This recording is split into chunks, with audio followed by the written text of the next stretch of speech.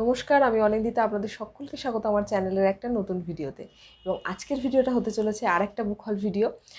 এই ভিডিওতে আমি আপনাদের সাথে শেয়ার করব আমি কী কী বই কিনেছি গত কয়েকদিনে, এবং আমি এবং আমার ভাই মিলে আমার মাকে কিছু বই উপহার দিয়েছিলাম পুজোর সময়। তো সেগুলোই আজকে আপনাদের সাথে শেয়ার করব। তো চলুন আর দেরি না করে আজকের ভিডিও শুরু করা যাক। প্রথম যে বইটা আমি আমার মাকে উপহার দিয়েছিলাম, মা হেমেন্দ্র কুমার রায়ের বই পড়তে খুব ভালোবাসে, তো অ্যাডভেঞ্চার সমগ্র হেমেন্দ্র কুমার রায়ের। এটা লতিকা প্রকাশন থেকে প্রকাশিত। এই বইটাতে আপনারা বেশ কিছু গল্প পাবেন এবং এতে বিমল কুমার, জয়ন্ত মানিক মানে দুটো সিরিজেরই গল্প আছে, এবং ওনাদের মানে চারজনের একসাথেও গল্প আছে। এখানে যে যে গল্পগুলো আছে আমি আপনাদেরকে একটু বলে দিই।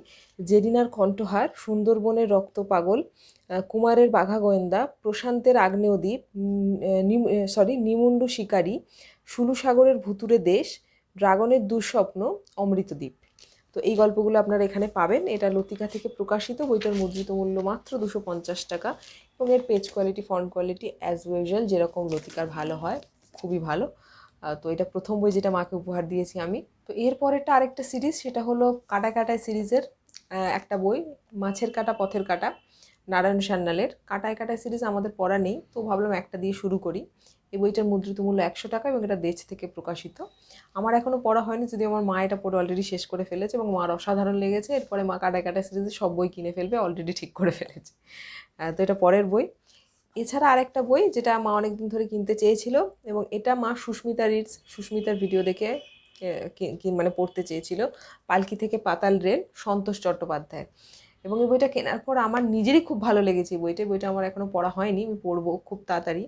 ভীষণ ইন্টারেস্টিং লেগেছে এই বইটা। এবং কলকাতার ওই যে যানবাহন পালকি থেকে পুরো পাতাল রেল, এই যে ট্রান্সফরমেশনটা এখানে আছে।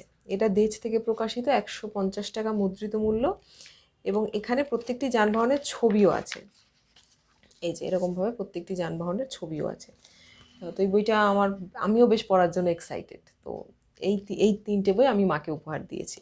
এছাড়া মায়ের উইশলিস্ট থেকে ভাইও দিয়েছে মাকে দুটো বই উপহার। প্রথমটা হলো মহাশ্বেতা দেবীর রুদালি। এটা মা অনেকদিন ধরে পড়তে চাইছিল, এবং এই বইটার মুদ্রিত মূল্য আপনার 200 টাকা। এটাও দেশ থেকে প্রকাশিত। এরপরে আরেকটা বই, সেটা হলো মেঘে ঢাকা তারা, শক্তিপদ রাজগুরুর। অ্যাকচুয়ালি আমরা যে বইগুলো মার জন্য নিয়েছিলাম সবই দেশ থেকে, এবং মাও নিয়েছিল একটা দুটো বই। এই বইটারও মুদ্রিত মূল্য 200 টাকা। অ্যাকচুয়ালি দেশ থেকে 1000 টাকার বই নিলে, আমরা কলেজ স্ট্রিট আউটলেটটার থেকে নিই, ওখানে 1000 টাকার বই নিলে 25% ছাড় পাওয়া যায়। তো আমরা চেষ্টা করি যখনই দেশ থেকে কিছু কেনার আমরা জমিয়ে নিই, একসাথে 1000 টাকার বা 1000 টাকার ওপরে কিনি, ফলে 25% ছাড়টা পাই। তো এই বইটা। এছাড়া মা নিজে দুটো বই সংগ্রহ করেছে, সেটা হলো শ্রীপান্থের ঠগি। এই বইটাও মার পড়ার খুব ইচ্ছে ছিল। এই বইটার মুদ্রিত মূল্য, অ্যাকচুয়ালি এই বইটা মার সাথে সাথে আমারও ভীষণ পড়ার ইচ্ছে ছিল, 250 টাকা। এটা দেশ থেকে প্রকাশিত। আর আরেকটা, এটাও আমার আর মার দুজনেরই খুব পড়ার ইচ্ছে ছিল, নারায়ণ সান্যালের লাডলি বেগম। এই বইটারও দেশ থেকে প্রকাশিত। এই বইটার মুদ্রিত মূল্য 150 টাকা। এরপরে আমি চারটে বই দেখাবো যেগুলো আমি আমার উইশলিস্ট থেকে কিনেছি। প্রথম বইটা হলো কারা কাহিনী, শ্রী অরবিন্দের। এই বইটা মানে প্রাণনাথে যখন এই বইটা সম্পর্কে জেনেছিলাম, বা প্রাণনাথ পড়ার পর যখন প্রাণনাথে কিছু কিছু অংশ পড়েছিলাম, এই বইটা আমার মানে এতটাই পড়ার ইচ্ছে ছিল যে সবার আগে আমি গিয়ে বইটা সংগ্রহ করেছি। এটা শ্রী অরবিন্দের কারা কাহিনী, পত্রলেখা প্রকাশন থেকে প্রকাশিত, মুদ্রিত মূল্য 120 টাকা। এই বইটা আমি এখন পড়ছি। তো পড়া হয়ে গেলে অবশ্যই আপনাদের সাথে শেয়ার করব। এরপর আরেকটা বই যেটা প্ল্যাটফর্ম থেকে নিয়েছি, ঠাম্মার দেশের লোক, মঞ্জিমা। এই বইটা নিয়েও আমি যে লাস্ট ভিডিও এনেছিলাম, যে মানে আমি আমার যে কামব্যাক ভিডিওটা বলতে পারেন, যেখানে আমি শেয়ার করেছিলাম যে আমি কী কী বই পড়ছি বা পড়া শেষ করেছি, সেখানেও দেখিয়েছিলাম এই বইটা। এই বইটা 150 টাকা মুদ্রিত মূল্য। প্রথমত প্রচ্ছদটা খুবই সুন্দর দেখতে। এখানে লেখিকা তার ঠাম্মা এবং ঠাম্মার দেশ মানে ওপার বাংলার স্মৃতিচারণ করেছেন, যেটা ভীষণ হৃদয়স্পর্শী, এবং লেখিকার লেখনশৈলী খুবই সুন্দর, খুব ভালো লাগবে। ছোট্ট একটা বই, কিন্তু আমার অসাধারণ লেগেছে। এরপরে দুটো বই, যে দুটো বই দুটো সিরিজের বই, এবং এই দুটো বই আমার এবং আমার মায়ের অনেক দিন ধরে পড়ার ইচ্ছে ছিল, মানে এই সিরিজের গল্প। কারণ আমি এবং আমার মা ব্যক্তিগতভাবে আমরা গোয়েন্দা বা রহস্য এগুলো পড়তে খুব ভালোবাসি। প্রথমটা হলো গোয়েন্দা কানাইচরণ সিরিজের কলকাতা নোয়া, রাজস্বী দাস ভৌমিকের লেখা এই বইটা।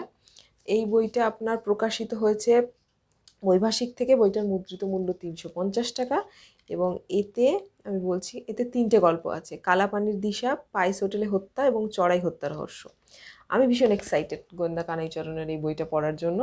তো আপনারা পড়ে থাকলে আপনারা জানাবেন যে গোয়েন্দা কানাইচরণ আপনাদের কেমন লাগে। এছাড়া বর্ষ নদীক বলে আরেকটা আছে এই সিরিজে, ওই বইটা আমার পরে সংগ্রহ করার ইচ্ছা আছে। এরপরে আরেকটা খুব বিখ্যাত সিরিজ, সেটা হলো অভিজ্ঞান গাঙ্গুলির চাণক্য সিরিজের প্রথম বই হত্যা রহস্য। অ্যাকচুয়ালি আমি যখন কোনো সিরিজের বই কিনি চেষ্টা করি প্রথমটা কিনে পড়ে দেখবো, যদি ভালো লাগে তাহলে পরেরটা কিনবো। তো সেই জন্য এটা নেয়া। এটা আপনার প্রকাশিত বুক ফার্ম থেকে। এই বইটার মুদ্রিত মূল্য 396 টাকা। তো এইটা পড়ার জন্য তো আমি ভীষণ এক্সাইটেড, এবং তার সাথে মানে কানাইচরণ সিরিজটাও।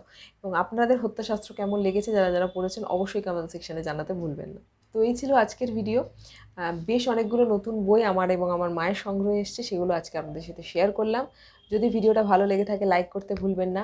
বা আপনারা পুজোর সময় বা কালী পুজোর সময় কী কী বই সংগ্রহ করলেন, বা বেশ অনেকটা সময় ধরে তো সেল চললো, যদিও একটা তো আমি গিয়ে উঠতে পারিনি। তো এই বই বেশিরভাগ বই আমার ভাই আমাকে এনে দিয়েছে। শুধুমাত্র যে বৃষ্টি হলো, খুব বৃষ্টিতে যখন পুরো প্রায় কলেজ স্ট্রিট পুরো ডুবেই গিয়েছিল, প্রচুর ক্ষতি হয়েছিল।